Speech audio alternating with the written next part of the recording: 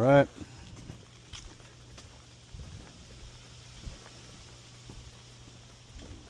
What is that? Well, that's an ice. Is that an ice bath, Jay? I think this is an ice. Yeah, this is. It's pretty cool. Ice bath.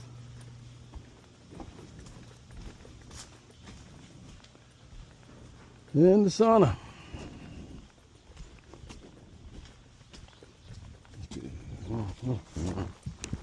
All right, let's see what we got here today.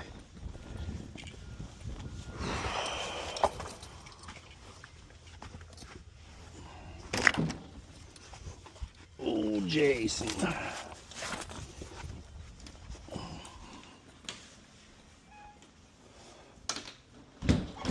What do we got, Jay? What the hell is that? Pretty cool. Old knife collection.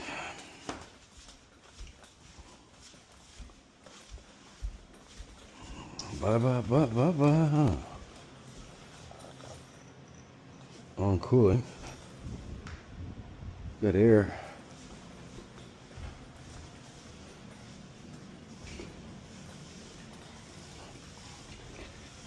Maybe say the wine cellar.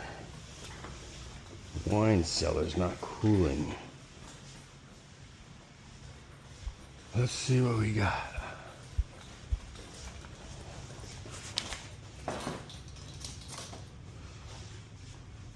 Whoa.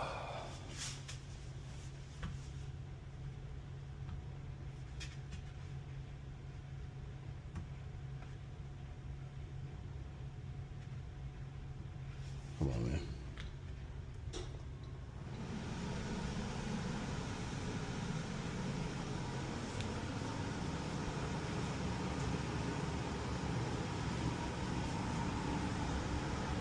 There's a blowing air. Let me go outside and see if that condenser's running. Yeah. Let me go check this condenser, see if this condenser's running. Bada bing, bing, bing, bing, bing. Just need my drill and my meter, I think. Actually, no. Let me take my bag. Probably a bad cap or something.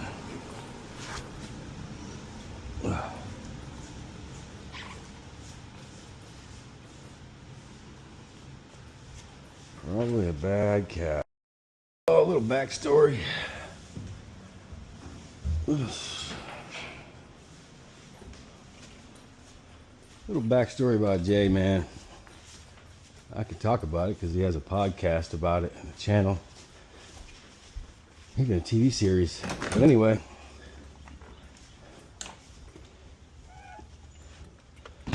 I'll put a link into this video. But Jay's a pretty cool guy. He talks about being aware, you know, with your family and your friends and your kids. He had I think his kid was 12 or 13. He went down to Mexico on his anniversary, and him and his wife flew out to Mexico. His son just sent a text to the family, said, "I love you," and committed suicide.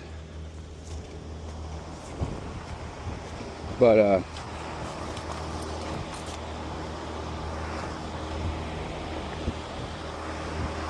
yeah, this thing ain't cool.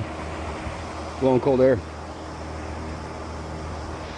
But anyway, he just brings awareness to, you know, even when you think your kids are doing good or something's going on, that might not be the case. This kid was very smart, always center of attention, outgoing.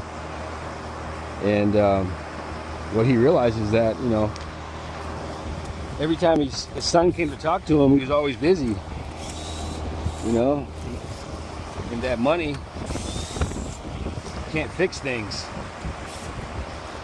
So his son just felt alone, even though he had everything in the world that he wanted.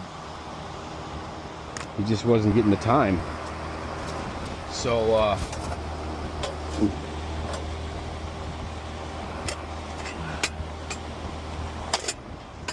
he ended up taking his life. And Jason has a series. He speaks on that and talks about it. He's a really great speaker, smart guy, extremely wealthy, but he's been, down those roads where he was on the verge of bankruptcy a couple times, but he always came back. He's taught me a lot, He's like, Ernie, man, if you want to make money, you're gonna have to work hard, man. Build your own business, because you can't build wealth off of W-2s. And that makes sense. That makes sense. But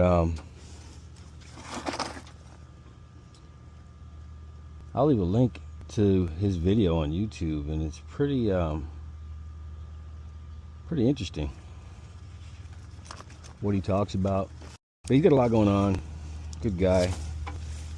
And like I said, it's just good to know people like that, that share their story. And I think that's the name of his book, and the name of the video is called Share My Story, or Share Your Story, one of the two. But I'll leave a link. You guys can check it out. But right now, I think I've got a bad capacitor. Just kidding. Yeah, I think I got a bad cap here, man. Bad cap in the wine cellar. Let's go. Let's go, let's go, let's go. Bada bing, bing, bing, bing, bing. Wasn't gonna come out here today, but I want to come out here today because I want to go fishing tomorrow. Yeah, this cap's dead. Let's see what size this thing is. Let me check this. I want to check this contactor too.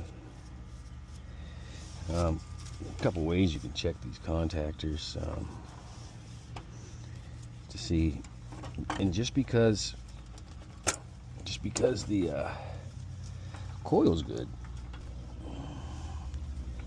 doesn't always mean the contactor's good. It's just because the coil's good.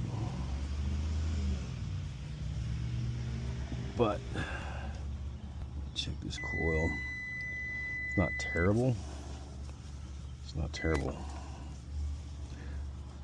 But let's see, when I start this thing up, I want to check the voltage across the actual contactor. And I'll do that once I fire it up. I'll grab a contactor off the truck. I want to check voltage across the actual contactor to see what it is. It should be 0. But yeah, let me go get a capacitor and get this thing swapped out. Clean this out.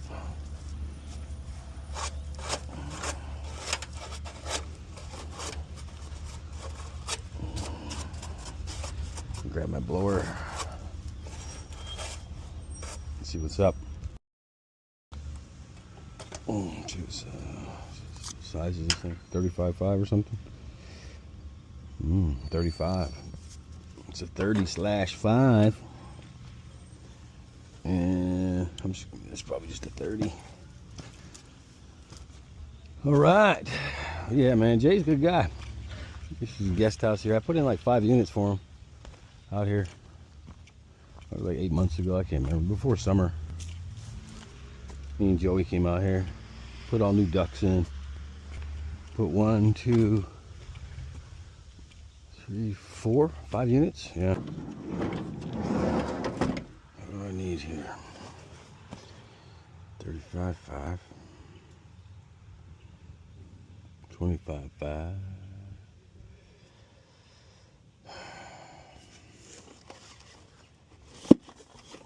50.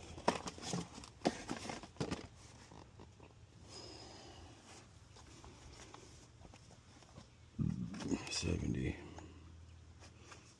There's a 30/fizz-eye. Okay. Yeah. My blowgun, my blower. But I highly recommend you watch the watch his YouTube channel. It's pretty good. I think he's still doing podcasts too.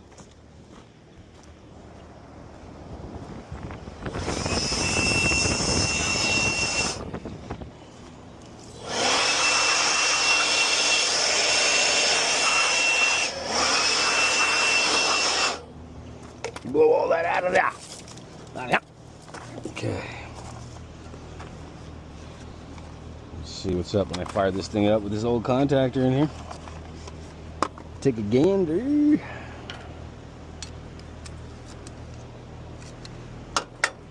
I always check these, man, when you pull them out of your truck, because they die just sitting on the vehicle.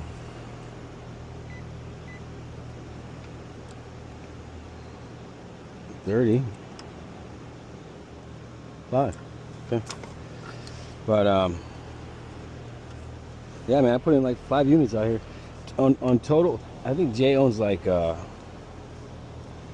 owns several Airbnb properties, man. But Jay's a really good guy, and if you met him on the street, you'd have no idea that he was just, you know, the dude that he is. Now, going back to that, you guys have seen some of my videos where I do stuff for free or I help people out. Well, there's one night I went out, they called me up. I think I was sitting at home, I was just chilling, and they said, you know, we have an Airbnb out here. Can you come out here and check it out? You know, we don't have, we got guests in here, we gotta get this going. Make a long story short, I went out there and I pretty much gave them a, it was just a transformer, man. It was for nothing. I mean, I just, you know, hooked them up. I gave them the old, how you doing deal, you know what I mean? But that right there, that one deal that I did, ended up getting me enough work from Jay to probably buy a new house over the last year, 2 years. So, you know, sometimes it pays off when you do good deeds. That was a good deed that turned into a good relationship, that turned into a lot of money for me, and turned into him getting some really good deals on some equipment and installations. So yeah, so you help people out. I mean, of course you can't go around giving shit away for free, man. You just can't do that.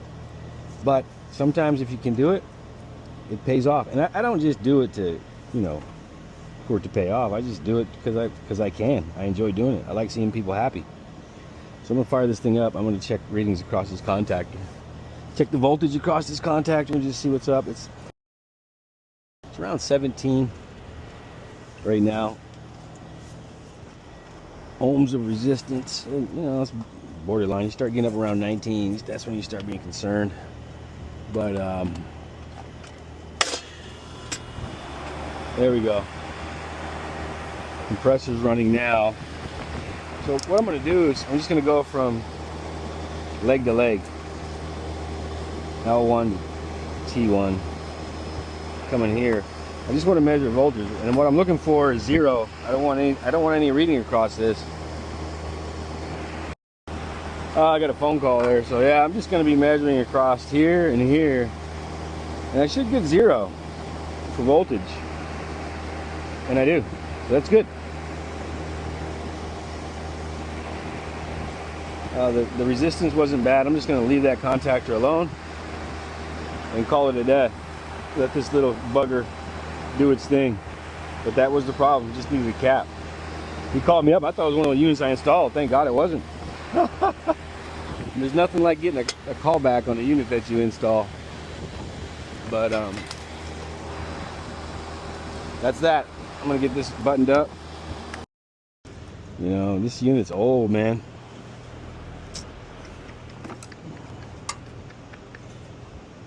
That fan motor right there. Yeah, it's on its way out. It's on its way out.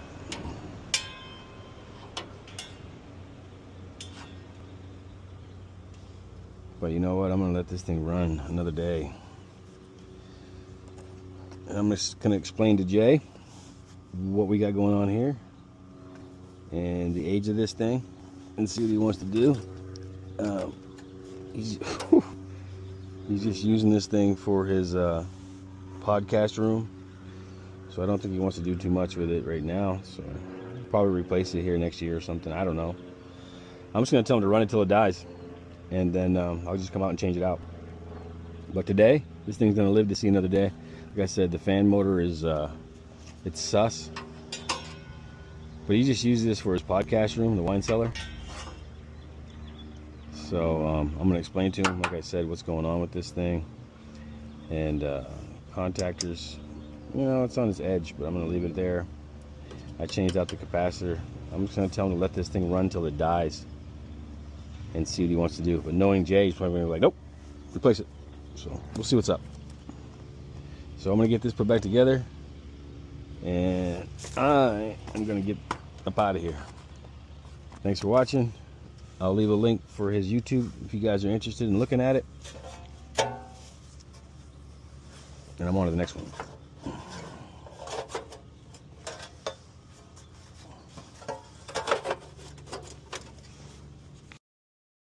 So yeah, Jay's got 5 units in this house. And that's the one little unit I didn't replace because it's just like his little YouTube podcast area where he does his podcast and his little wine cellar down there. So at the time it was cooling, so I said, you know what, just keep it. But he wants to make this his forever home now, and that's why we upgraded all the other units but didn't touch that one. So probably come out in the spring and check it out again or see what he wants to do. But most likely Jason is going to probably just say, no, yank it out and replace it. I don't want to be dealing with it because he knows it's going to break when he needs it. So anyway, yeah, Jay's a good guy. He's got his nice little winery going on here. Like I said, he's got that real cool podcast. It's a sad story, but he used his story to reach out to other people, you know, with his son committing suicide at such a young age. And like I said, the red flags were not even there. And normally I think that's how it works when people or anybody for that matter is thinking about committing suicide. They don't just come out and tell you, they just do it. So that's what I've noticed, even being in the military. People don't just say, oh, you know, I'm going to do this, I'm going to do that. They just go do it, and it's over with. They might leave a note, they might make a call, they might leave a message, but they just go do it. But his podcast talks about, and his tour that he goes on, speaking to schools and other facilities, talking about, you know, I think it's called Tell My Story or Share Your Story, or maybe it's called Tell Your Story.